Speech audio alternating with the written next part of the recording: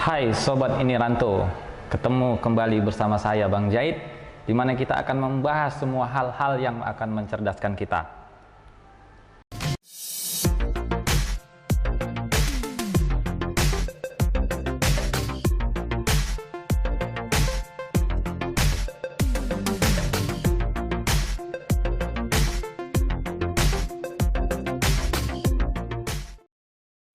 Pemungutan suara Pilkada Labuan Batu akhirnya selesai setelah mengalami proses yang cukup panjang mulai dari Desember 2020 harus dilanjutkan dengan pemungutan suara ulang pertama dan kedua di tanggal 19 Juni kemarin.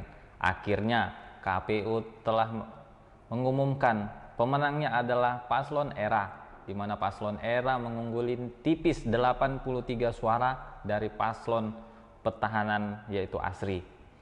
Hasil rekapitulasi ini akan diserahkan ke MK untuk diperiksa. Panjangnya proses Pilkada Labuan Batu ini sampai 3 jilid cukup menyita waktu. Dari rencana awal, mundur sekitar setengah tahun sampai dilantiknya Bupati dan Wakil Bupati yang baru. Apalagi, pemerintah berencana mengadakan Pilkada serentak seluruh Indonesia di tahun 2024. Artinya, masa jabatan Bupati dan Wakil Bupati Labuan Batu hanya tinggal 3 tahun. Apakah dengan waktu yang hanya tinggal 3 tahun ini, Labuan Batu akan menjadi jauh lebih baik? Seiring terpilihnya Bupati yang baru, masyarakat turut menumbuhkan harapan-harapannya. Bagaimana perekonomian kita nanti? Apakah lebih baik? Bagaimana biaya anak sekolah, lowongan pekerjaan, harga sembako?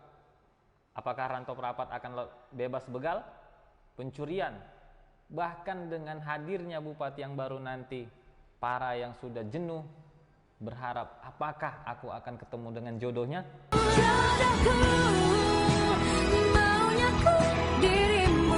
Tantangan Bupati dan Wakil Bupati periode ini sangat besar, terlebih dari sisi waktu dan visi misi yang ditargetkan paslon terpilih, yaitu mewujudkan masyarakat yang berkarakter, maju, dan sejahtera.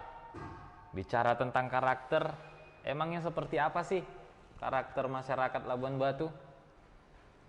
Saya pernah berbicara dengan salah satu karyawan di perusahaan swasta yang ada di Labuan Batu.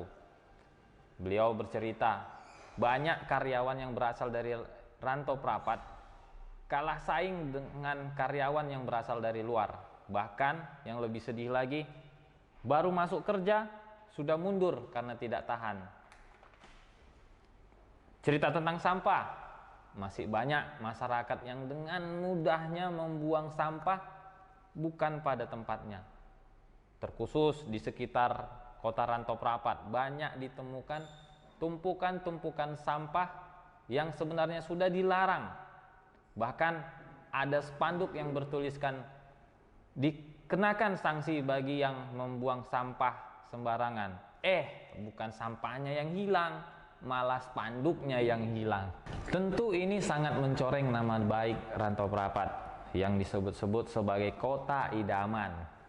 Kota idaman kok banyak sampah. Terus bagaimana dengan tertib lalu lintas? Lampu merah ditabrak. Ada yang taat dianggap aneh, nggak pakai helm. Di tempat lain ada pungli, suap menyuap, ada uang baru urusan lancar. Gimana memperbaiki rantau perapat ini? 100 hari pemerintahan paslon terpilih nanti adalah gambaran pemerintahan Kabupaten Labuan Batu 3 tahun ke depan. Bupati harus berstrategi jitu untuk mewujudkan semua visi misinya, bukan sebaliknya malah memikirkan sudah berapa biaya yang sudah dihabiskan selama pilkada. Bupati dan wakil bupati harus didukung oleh perangkat yang lengkap, yang aktif, yang kompeten, dan profesional, berintegritas, loyal, dan bersinergi, bukan malah mencari jabatan dengan jual beli. Lalu bagaimana dengan Kabupaten Labuan Batu yang dikenal sebagai Kabupaten Layak Anak? Undang-Undang Nomor 35 Tahun 2014 tentang Perlindungan Anak mewajibkan seluruh daerah termasuk Kabupaten Labuan Batu untuk menjamin pemenuhan hak anak seperti kelangsungan hidup, hal untuk bertumbuh dan berkembang, hak perlindungan dari kekerasan, dan lain-lain. Tahun 2015, Labuan Batu sudah mendapatkan penghargaan level Pratama. Penghargaan pertama dari 5 level yang harus dicapai. Artinya, ada 4 level lagi yang harus dicapai oleh Kabupaten Labuhan Batu untuk memenuhi sebagai Kabupaten Labuan Batu layak anak. Lalu, bagaimana dengan literasi? Kabupaten Labuan Batu adalah kabupaten kedua setelah Serdang Bedagai sebagai kabupaten literasi. Sebagai keseriusan, pemerintah Kabupaten Labuan Batu pernah memencahkan MURI di tahun 2016, yaitu dengan menghadirkan 10.120 siswa tingkat SD dan SMP untuk menulis. Lalu bagaimana dengan sekarang? Apakah semangat literasi itu masih berkobar? Yang saya perhatikan, banyak toko-toko buku yang ada di Rantau Prapat ini mengalami pengunjung sepi. Bahkan ada beberapa toko buku yang harus tutup.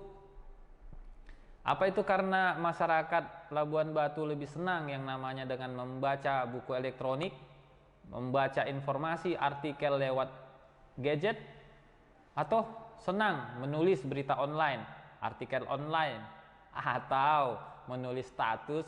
Apa yang Anda pikirkan?